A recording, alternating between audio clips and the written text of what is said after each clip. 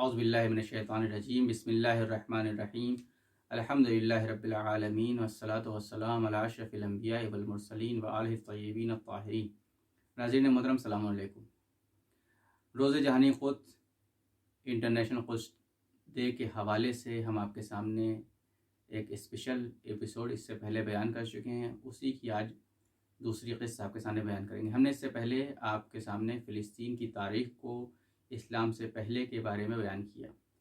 آج ہم فلسطین کی تاریخ پر ایک ریویو کریں گے اسلام کی تاریخ کے ساتھ، یعنی اسلام جب دنیا میں آ گیا ہے اس کے بعد فلسطین میں کیا ہوا اور کیسے ہوا، اس کے بارے میں بات چیت کریں گے۔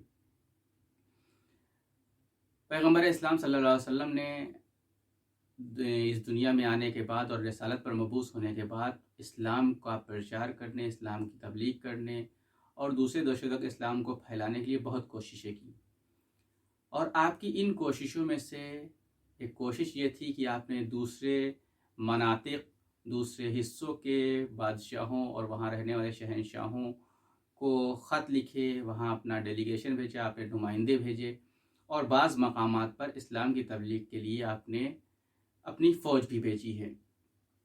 جن مقامات پر آپ نے فوج بھیجی ان میں سے ایک حصہ، ایک منطقہ تھا لیونٹ۔ یہ لیونٹ مسلمانوں کے لیے بہت اہم ہے، اس کو شامات بھی کہتے ہیں۔ کیوں اہم ہے؟ کیونکہ یہ اسی شامات کے حصے میں مسجد الاقصی پائی جاتی ہے، جہاں مسلمانوں کا پہلا قبلہ ہے۔ اگر آج کی سرحدوں کے لحاظ سے دیکھا جائے تو لیونٹ میں سیریا، لبنان، جارڈن اور فلسطین شامل ہوتے ہیں۔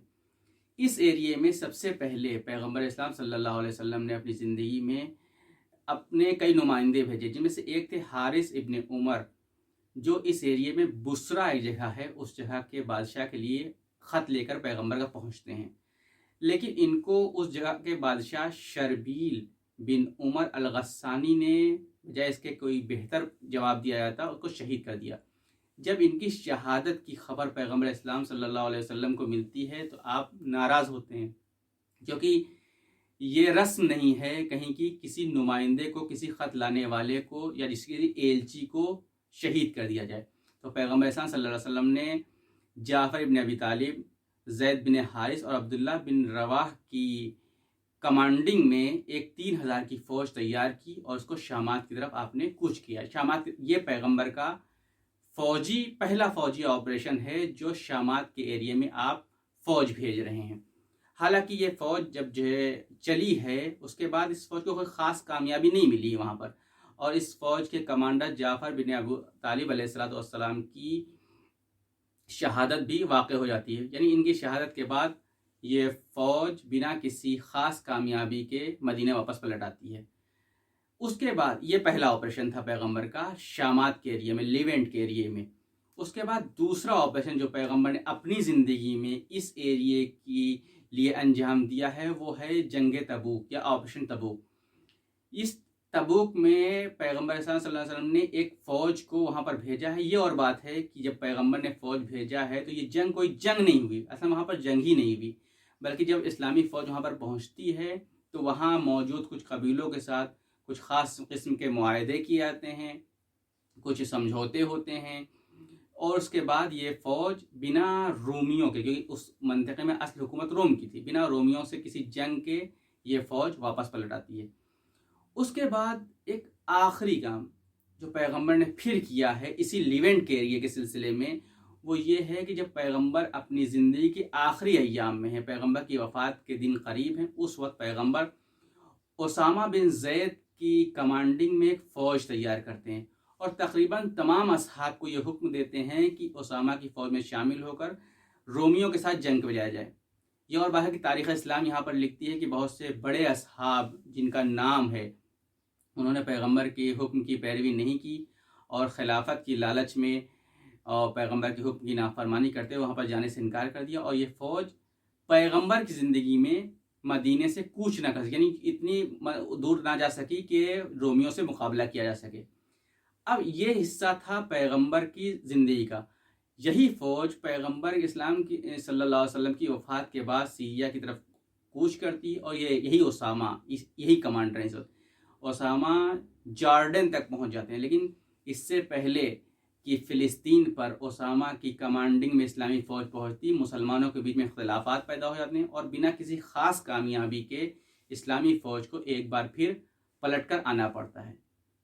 تو پیغمبر کے 3 آپریشن ایک کے بعد ایک اپنی زندگی میں لیونٹ ایریا کے لیے، شامات کے حصے کے لیے انجام دینا بتاتا ہے کہ یہ حصہ پیغمبر کی نظر میں کتنا اہم تھا۔ جیسا کہ ہم نے پہلی قسط میں بتایا ہے کہ یہ حصہ صرف مذہبی عنوان سے ہی اہم نہیں ہے بلکہ اسٹریٹجک لحاظ سے ہی بہت اہم ہے۔ اگر آپ کو یہ پتہ کرنا ہے اسٹریٹجک لحاظ سے کیوں اہم ہے تو ہماری پہلی قسط کو دیکھیے۔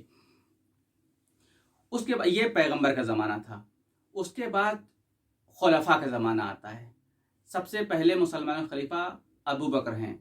ابو بکر کے زمانے میں بھی ایسٹرن رومن امپائر کو سامنا کرنے کے لیے شامات کے حصے میں ایک اسلامی فوج کو بھیجی جاتی ہے۔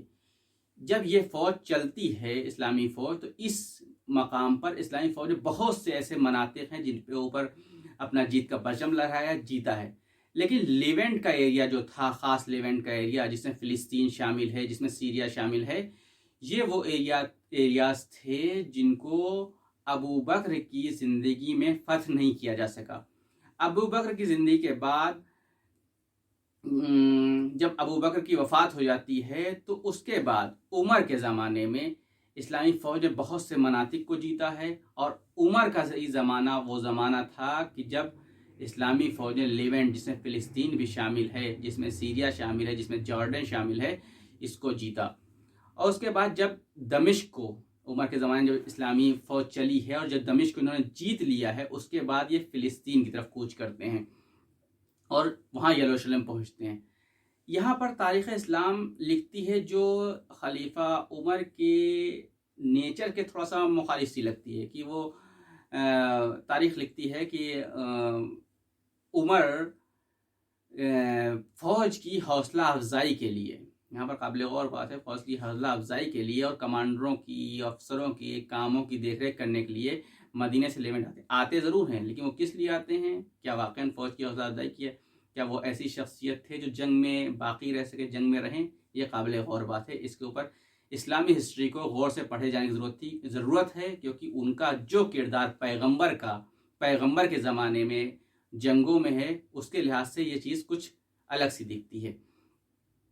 جب خلیفہ عمر، دوسرے خلیفہ، لیونٹ پہنچتے ہیں تو یروشلم، فلسطین جیتا جا چکا ہے، یروشلم کا ایک ڈیلیگیشن ان کے پاس آتا ہے اور ان سے صلح کی پیشکش ہے۔ اسلامی فوجیں آئی ہوئی ہیں اور اس سے پہلے کہ حملہ ہو، ان کا ڈیلیگیشن پہنچتا ہے حضرت عمر کے پاس، اور اس کے بعد ان سے کہتا ہے کہ ہم آپ سے صلح چاہتے ہیں، سمجھوتا چاہتے ہیں، شانتی چاہتے ہیں، لیکن ہماری شرط یہ ہے کہ جب ہم یروشلم کو اسلامی فوج کے حوالے کریں، جب ہم سرنڈر کریں تو ہمارے سرنڈر کو خود خلیفہ قبول کریں، کوئی کمانڈر نہیں۔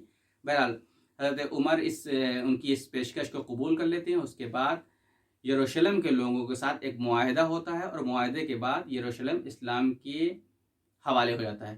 اس معاہدے میں یروشلم کے لوگوں کی جان، مال، مذہبی جگہوں اور کراس کی حفاظت کی ذمہ داری، اس کی گارنٹی خلیفہ عمر دیتے ہیں۔ جہاں پر ایک قابل غور بات ہے، آج اگر ہم زائونی حکومت کو دیکھیں تو آج وہ کہتے ہیں یہ زمین صرف یہودیوں کی، لیکن یہاں پر قابل غور بات یہ ہے جب اسلامی فوج وہاں پر پہنچتی ہے اور یہ معاہدے ہو رہے تو یروشلم کے خود لوگ جہاں بہت سی شرطیں لکھواتے ہیں، اس میں ایک شرط یہ لکھی جاتی ہے، خلیفہ سے یہ مانگ کی جاتی ہے کہ کسی ایک بھی یہودی کو یروشلم میں رہنے کی اجازت نہ دی جائے۔ اس شرط کے ساتھ عیسائی، وہاں کے رہنے والے عیسائی جزیہ دینے پر تیار ہوتے ہیں۔ جہاں یروشلم کے ساتھ اسلامی فوج کا معاہدہ ہوتا ہے، اسی کے ساتھ ساتھ اسی کے پاس سے موجود رام اللہ ویلی کے بھی ایک ڈیلیگیشن حضرت عمر کے پاس آتا ہے، وہ بھی اسی طرح کا معاہدہ کرتے ہیں۔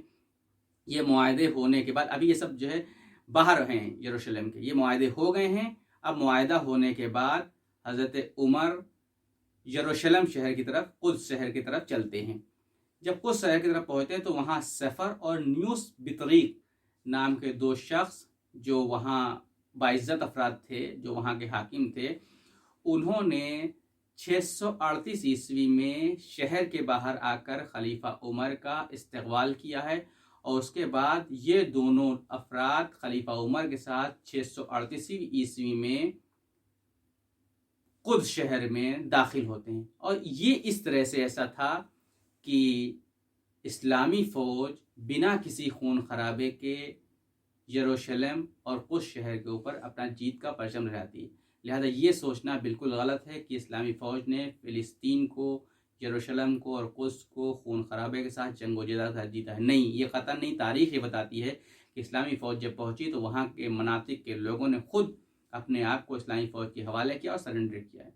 تو یہ وہ چیز تھی جو ہم نے آپ کے سامنے بنایا کہ اسلامی نظام میں، اسلامی حالات میں اسلامی فوج کی جب حکومت تھی اس وقت فلسطین کی تاریخ کیا تھی. اس کے بعد انشاءاللہ ہم آج کی حالیہ تاریخ پر فلسطین کے ایک نظر ڈالیں گے اگلی قسط میں.